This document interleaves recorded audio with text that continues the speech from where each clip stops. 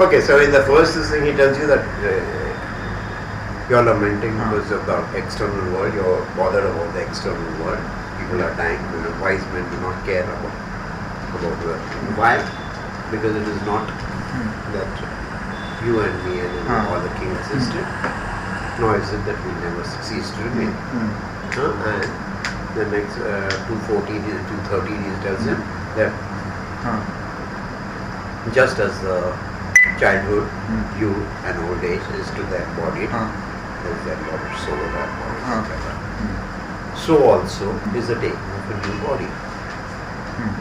And wise men are not deluded by this.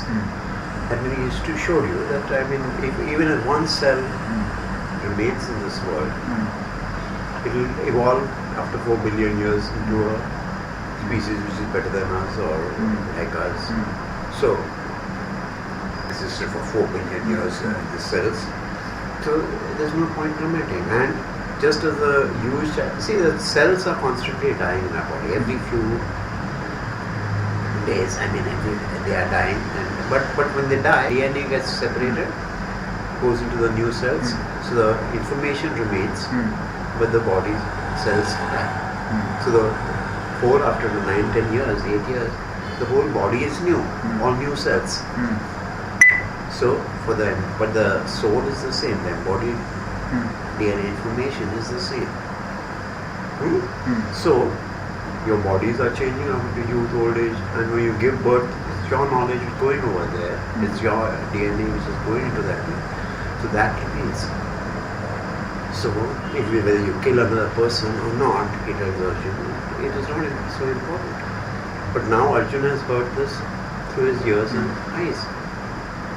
The external sound consciousness knowledge. He has not learned it from the pragya, the sense of touch knowledge. So the next verse he tells him, Matra Sparshas Kaunteya Shitoshna Sukha Dikkadaha.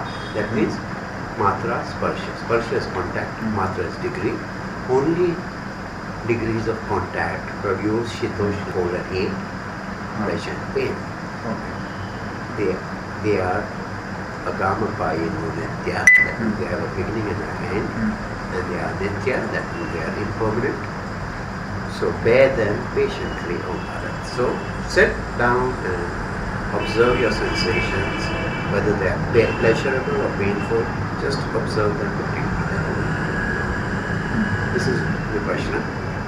In one verse, he has told you, this is what you have to do. If you keep on doing it, observing your sensations and not bear them patiently, then the next time he says, the person who does not get disturbed by these sensations is the same in pleasure and pain.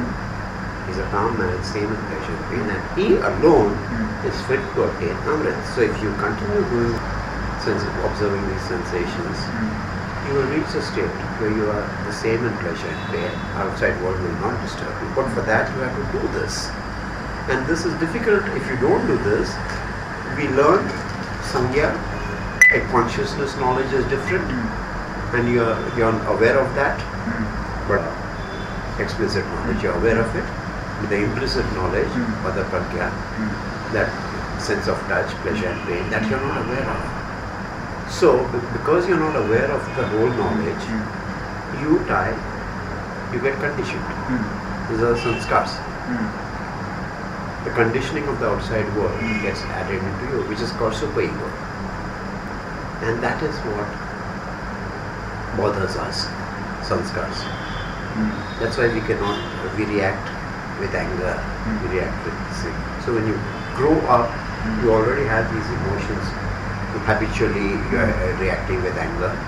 And when these emotions come up, it becomes difficult for you to sit and observe your sensation. That's why Aristotle says that these things should be taught to the children only. It is Nichomanian Ethics. That's a book on ethics, how you develop good dialogue, how to be good for the good sake only. This is observing the pain and not bearing it, you become courageous. And observing the pleasures and not giving into it, you become temperate. So that is how ethics is after all a habit. And this habit has to be trained with the children. And I have seen the children peacefully You see Zero's son doing the meditation. Wow, 4 years, and he's just like better than me for meditation. To be taught to children, if we do that, then the whole world will change. Yeah. Right. See, I mean, the whole thing, it's after all, entropy is increasing. That means chaos, decay is increasing. I mean, the disorder in this world is increasing. Huh? Correct. And if you want to stop it, you have to. This was the Buddha's last word. Correct. Last verse he had said before he died was Vaidamma Sankara Appamadena Sampadena. That means decay is inherent of compounded things. Work out your salvation with diligence. Do this 214 every day, and you will be set free. So be happy.